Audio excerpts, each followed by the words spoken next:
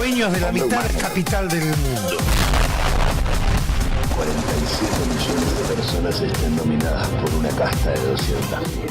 De lo que sí te puedo dar certeza es que existe un interés acérrimo en disminuir la población argentina, Obviamente. Los argentinos. De eso sí yo te puedo dar certeza, lo vamos a seguir hablando y demás. Claro, puede pero ¿qué verlo parte de la simplemente. población? Porque siempre, por ejemplo, las familias de los sectores carenciados, ¿no? De las villas o lugares emergentes, Sí. esas son las personas que tienen 11, 12, 13, 14 hijos, Claro. o 7 tal vez como mínimo, que después no se acuerdan ni los nombres, pero son los que crecen, son las personas que, podemos decir, no aptas para, no sé, para pensar, pero sí aptas para el trabajo, como para tener los tipos de animales de tiro, los lulú, los esclavos. Bueno, efectivamente, acabas de dar una introducción fantástica y yo quiero ahondar un poco en esto. A ver, lo hablo desde el punto de vista económico para el que entiende economía y después lo bajo a un plano un poco más simple. Sí. Hoy en día la matriz productiva se está modificando, está cambiando completamente. La forma de producir riqueza cambia constantemente en el día de hoy. ¿Qué quiere decir esto? Que el costo marginal tiende a cero. El costo marginal es el costo que implica producir una unidad más de algo, de una venta, de un auto, de lo que sea. Voy a graficarlo con un ejemplo simple para que entiendan a lo que me estoy refiriendo. En el McDonald's de Recoleta, por ejemplo, han expulsado a cuatro cajeras, esto es un ejemplo, ¿verdad? Exactamente, porque las han reemplazado con pantallas. Ah, yo las vi en el DOT, sí. Bueno, claro, y esto está empezando a ser cada día más frecuente. Las han reemplazado con pantallas en donde uno puede seleccionar el menú, imprimir el ticket y lo único que tiene que hacer es retirar su pedido por la barra, ¿ok? Claro. Hoy en día esas 4 personas que se quedaron sin trabajo posiblemente todavía consigan un reemplazo laboral. Pero ¿cuál es el problema central? La masificación. La masificación de esa producción, de esa forma de producir riqueza, lo que va a hacer es que vos tengas una tasa de desempleo cada día más alta y una tasa de individuos que para la vista y para los ojos y para la concepción del sistema son inútiles. Claro. Son inútiles, ¿por qué? Porque lo que busca este sistema financiero es la producción de riqueza irrestricta, sin ningún tipo de moralidad, sin ningún tipo de interés por el pobre mortal que somos vos, yo y el vecino, ¿verdad? Sí. Entonces, lo que empezamos a vislumbrar es que también existe un interés financiero y económico de la matriz productiva para que esa población se reduzca. Y acá quiero citar brevemente al informe, al memorándum 200 de Henry Kissinger del año 74. Henry Kissinger, secretario de Estado en su momento en la presidencia de Nixon y después en la sucesión de Ford, explicaba rápidamente que el aumento de la población en Latinoamérica y en determinados países que se encontraban bajo el control de Estados Unidos era un problema para la hegemonía norteamericana Exactamente. en el mercado y en la vida política de esos países. Porque se pauperizaba, si se quiere, la condición social de esas personas y había una sustentabilidad negativa de los gobiernos. La gobernabilidad se empezaba a perder y la seguridad de Estados Unidos se veía amenazada. Aparte, Ignacio, todas estas cosas están completamente estudiadas. O sea, ellos saben cuál es. Mira, hasta te puedo nombrar un estudio de la Universidad de Cambridge que nombra de un chimpancé, el chimpancé pigmeo. ¿Qué es lo que menciona el estudio? Ellos, lo que es el mono bonobo o chimpancé pigmeo, su sociedad es matriarcal y feminista, mirá, ya desde la naturaleza. Son los que más practican la homosexualidad y más que nada el lesbianismo. El estudio dice que el 60% de su actividad sexual son entre las hembras, y por eso hoy en día se encuentran en peligro de extinción. Sus prácticas han causado que bajaran sus números, ya que sus hembras por razones obvias no tienen crías. Mirá desde el punto que, o sea, ya directamente investigan desde el reino animal cómo nos va a afectar a nosotros. Bueno, sin dudas existen centros de análisis del comportamiento social y claro, que eso es trasladado, por ejemplo, al caso del aborto muy efectivamente.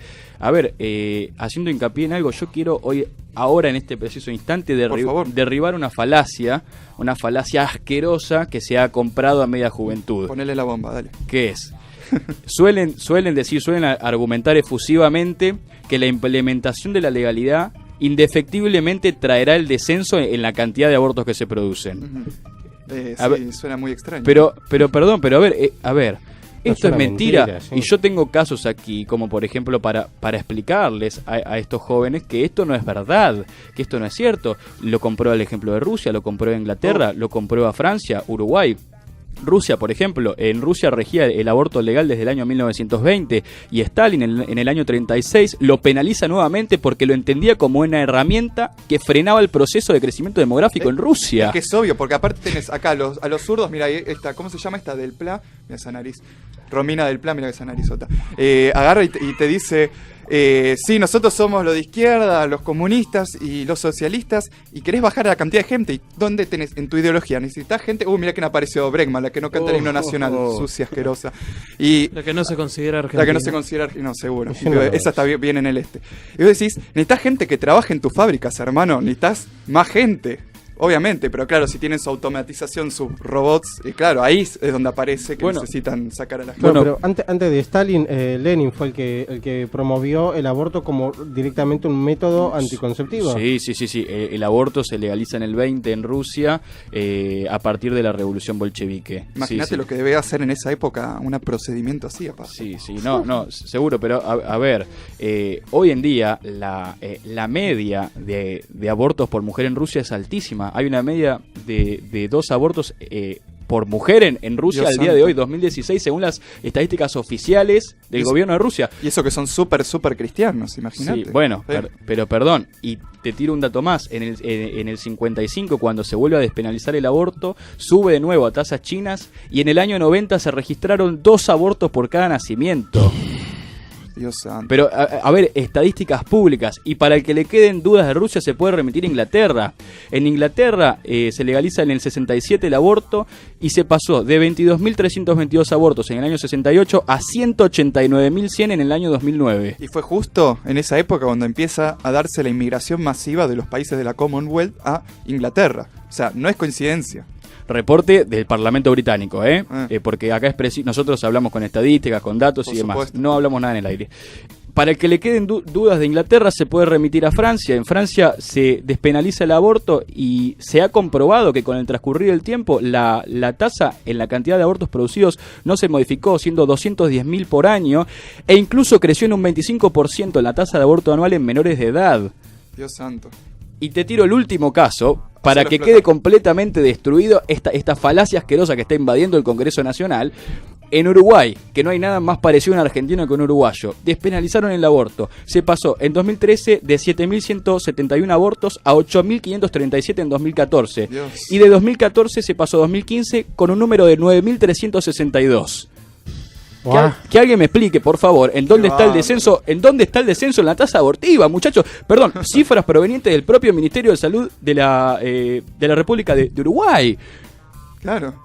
Tan progresista Uruguay. Esto es lo que decía Claro, hasta la marihuana. Esto es lo que decía Yuri Bezmenov, agente soviético-ruso, que se reía del capitalismo porque decía que él iba por la calle en Estados Unidos y tenía gente diciendo, ahorrá más comprando más. Y esto es lo mismo, va a haber menos abortos si legalizamos el aborto. No, esto es como lo de la SUBE, mientras más viajas menos pagas. No, voy a pagar más, obviamente.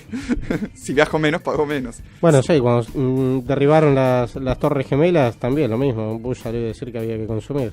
¿Te acordás? Más que nunca. Cuando hay sangre en las calles, comprar propiedades. Este sistema es el sistema del consumismo, o sea, Obvio. por eso Es lo que todo hablamos una vuelta, esto es monetario, a nadie lo de de lo la que financia obsolescencia esto. programada, si no se consume, este sistema muere. Podría hablar también de parte, seguramente vos, Ignacio, lo conocés, por parte de lo que es los grandes poderes del mundo, grandes empresas, más que nada las empresas y políticos poderosos, se reunieron en el año 92 en Río de Janeiro y nombraron, porque esto no se suele hablar, se llama la Agenda 21. ¿Ellos qué es lo que tienen? Porque esto fue completamente hecho por la ONU. O sea, la ONU fue la que agarró y dijo, vamos a reunirnos acá, obviamente gastando millones. Que era para hablar del tema del medio ambiente. Ahí se firma la Declaración de Río sobre el Medio Ambiente y el Desarrollo y la Declaración de los Principios Relativos a los Bosques. El programa es un plan detallado de acciones que deben ser acometidas a nivel mundial. O sea, obviamente, globalización. Nacional y local. Porque primero las leyes internacionales por arriba de las locales. ¿Qué es lo que dice? Las entidades de la ONU y los gobiernos y los estados miembros deben seguir con esto. ¿Qué es lo que menciona? en estos tratados. Especialmente voy a nombrar 4 artículos que resumen los 14 programas de la Gran Humana. El 27, artículo 27 dice: fortalecimiento, escuchen bien, fortalecimiento del papel de las organizaciones no gubernamentales, las ONG, asociadas en la búsqueda de un desarrollo sostenible. Acá tenemos a los que controlan Argentina, las ONG, todos los programas los mencionamos. Reconocimiento y fortalecimiento del papel de las poblaciones indígenas y sus comunidades. Ahí tenemos la nación mapuche. Medidas mundiales en favor de la mujer para lograr un desarrollo sostenible y equitativo. Feminismo. La infancia y la juventud en el desarrollo sostenible. El aborto. Y esto obviamente es una excusa, ahí tienen el porqué, si se preguntaban por qué el color verde. Porque esto viene de todo una lógica sobre ecología, lo que quieren estos tipos. ¿Por qué en Argentina? Porque necesitan Argentina despoblada, porque somos uno de los mayores bastiones del mundo, de los países más ricos en recursos. Si es cierto que los recursos se están terminando, no, en Argentina sobran, y sobran un montón. Bueno, lo mismo puede ser que pasa entonces en Rusia. Seguramente. En Rusia, hoy en día, si te fijas casi... Una más quiero mencionar, Ignacio, y te dejo. Sí. Al Gore, político americano, dijo esto sobre respecto al control de la población en una conferencia de la ONU. Una de las cosas que podríamos hacer es cambiar las tecnologías para poner a menos de esta contaminación y para estabilizar la población. Y una de las maneras principales de hacerlo es capacitar y educar a las niñas y a las mujeres. Hay que tener disponibilidad ubicua, de manera que la fertilidad de las mujeres pueda decidir cuántos hijos tener y el espaciamiento de los hijos. Usted tiene que elevar las tasas de supervivencia infantil para que los padres se sientan cómodos al tener familias pequeñas. Y más importante, que tiene que educar a las niñas en el empoderamiento de las mujeres. Y este es el factor más poderoso, y es un poderoso efecto multiplicador. Y cuando esto sucede, entonces la población comienza a estabilizarse, y las sociedades comienzan a tomar mejores decisiones y más opciones de equilibrio.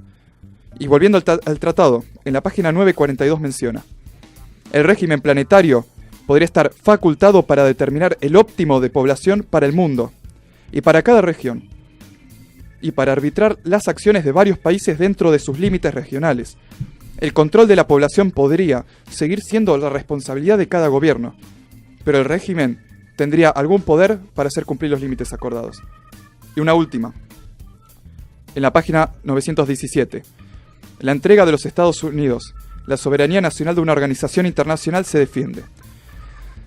Con respecto a lo anterior, si esto se pudiera lograr, el control poblacional, la seguridad puede ser suministrada por una organización armada internacional, un análogo de nivel mundial de una fuerza policial, que esto es lo que se viene hablando en Europa hace rato, una policía paneuropea.